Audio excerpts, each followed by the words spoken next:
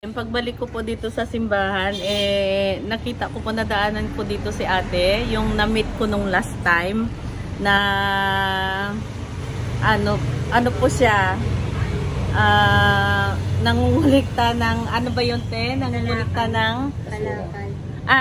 Si ate, siya guys, yung nangungulikta ng kalakal nung nakaraan, na-meet ko po siya. Tapos, tinanong ko kung anong gagawin niya sa kalakal.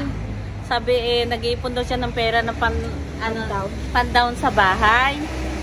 Ngayon, nagkataon po naman na bumibili ako ng barbecue that time.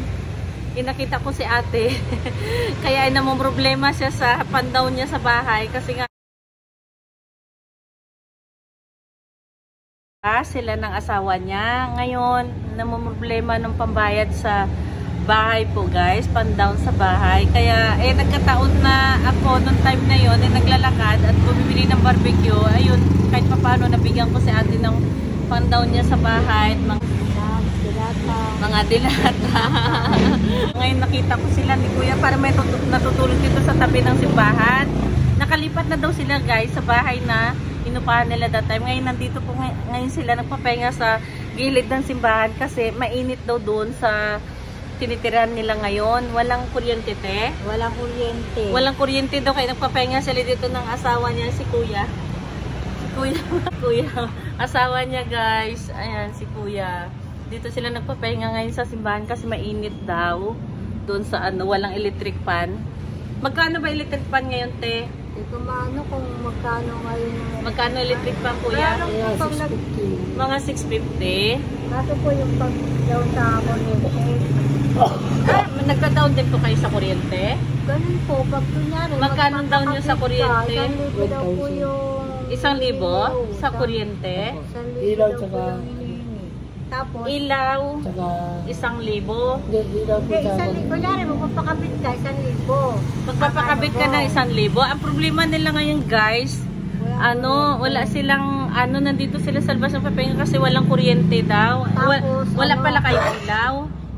Ang kada submitter, 22 pesos ang kada kilowatts ba yun? 22 ang single. Ngayon, anong kailangan nyo para magkakuryente kayo? Magdadaon kami ng 1,000, tapos sa electric fan. Wala pa, syempre. Nakapag-break na. Isang buwan na nga kami dun nakapagbigay na nga kami ng bayad ng 1,000 dahil yung binigay ko sa binigyan mo kami, atresi yun. Atresi pala yun, te. Guys, natatandaan pa ni ate nung unang meet namin, atresi, na binigyan ko sila ng pang-down ng bahay.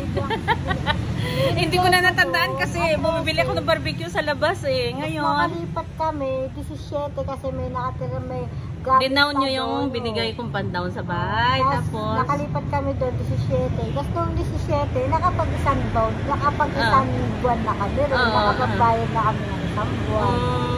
Inuunti-unti namin para hindi kami mahirapan. Kada kumita kami, hindi kami 200. Tapos hanggang sa nakaraos yung 1,000 na 1 month. Pero yung dinown mo, nandun pa rin. hindi na sa todo nyo ma'am, wala. Ngayon ang problema nyo kuya, yung ilaw. Kasi electric fan. Kaya dito kami. Oo. Ang ilaw, magkano sa ilaw nyo? Yung hiningi para magkaroon kayo ng ilaw, 1,000. Tapos akala nga nito 500 na kasi kung 500 na kaya niya. Tapos ang electric pa na kailangan nyo, tapos 1,000 na para sa sa down. Ayan guys, nandito sila ate ngayon kasi ngayon nadaanan ko sila dito ngayon na nakahiga dito sa sa tabi ng simbahan. Ayun, kaya sabi ko, tinignan ko yung tinignan ko, parang sabi ko ganun, may natutulog. Ayun, sabi ko parang namumukaan ko si ate pala. Tapos yun nga, sabi nga nun, hindi raw sila makapag-stay sa bahay nila kasi wala silang ilaw, tsaka sobrang init daw, kaya nandito sila ngayon, guys. Kaya, ngayon te, ang problema nyo ngayon ay, pan-down na 1,000. Ang problema nila guys, pang-down na 1,000, tapos, electric pan. Electric pan, 650. Oo. Kahit gusto mo kayo sumama ka doon sa O ngayon, ang gawin ko kuya, para sa Christmas, pang Christmas ko sa inyo. Pang Christmas ko sa inyo kuya, bigyan ko na 1,000 pandang para magkailaw kayo.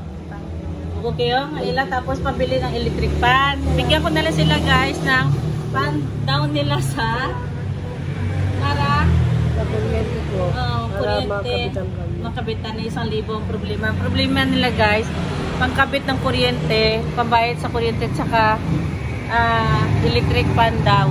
Kaya, Maraming ayan. salamat. Maraming tulong po yun sa amin. Maraming salamat po.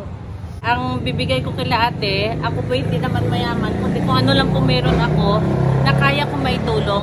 But Christmas ko sa kanila. Kasi ako po ibibigay ko sa kanila ngayon pang kuryente, tapos pambili ng electric pan. Ngayon po yung may tutulong ko, yung kaya ko lang po, na budget ko sa sarili ko. Kasi ako rin po ay walang bahay. Nakikitira lang po ako kasi yung bahay ko po, ayaw na po ibalik sa akin. Nang nagkirtikir sa bahay ko. Pero pa sa Diyos na lang po ang bahala. Kaya, ayan po sila kuya guys. Bibigyan ko sila ng 1,000 para sa kuryente at 650 para doon sa electric pan nila. Kaya, ito te. Ako nire-relax ko lang po yung sarili ko sa ano kasi, nalulungkot po ako kasi, nangyari ako po walang bahay. Nakikitira po ako sa kaibigan ko. Kaya ito te, kuya, ito yung ano, para sa kuryente. Tapos, sa electric pan. Magkano sa electric pan ito? Electric pan, bili nyo ng electric pan ha. Pangmasko ko sa inyo kasi ako po guys ay uwi sa probinsya para mag-relax muna yung isip ko kasi nasyak po ako kasi yung bahay ko po hindi ko ayaw po ibigay sa akin. Naiiyak ako sa Diyos ko, sabi na siyak ako. Wala akong matirhan na sila ate. Ganito rin ako sa kanya, kaya alam po yung kaibigan ko, pinatuloy po ako ng kaibigan ko. Wala, hindi ko na po maiwayan yung bahay ko eh. Tumira po muna ako ng ano sa yung pamangkin ko sa squatter din po. Kaya sila ate, total ako yung uwi sa probinsya. Uwi po ako sa probinsya, kaya yung pang Christmas ko po sa kanila, yung paibibigay ko sa kanila ngayon po. Kuya, pambili ng electric pan, tapos 650 ha. Hati-hati na lang tayo ha, kuya ha. Uwi ako bukas sa ano kasi guys, gusto kong magpaano ng ano kasi ako po ay nalulungkot at na-depress po ako kasi hindi pa ako makauwi sa bahay ko.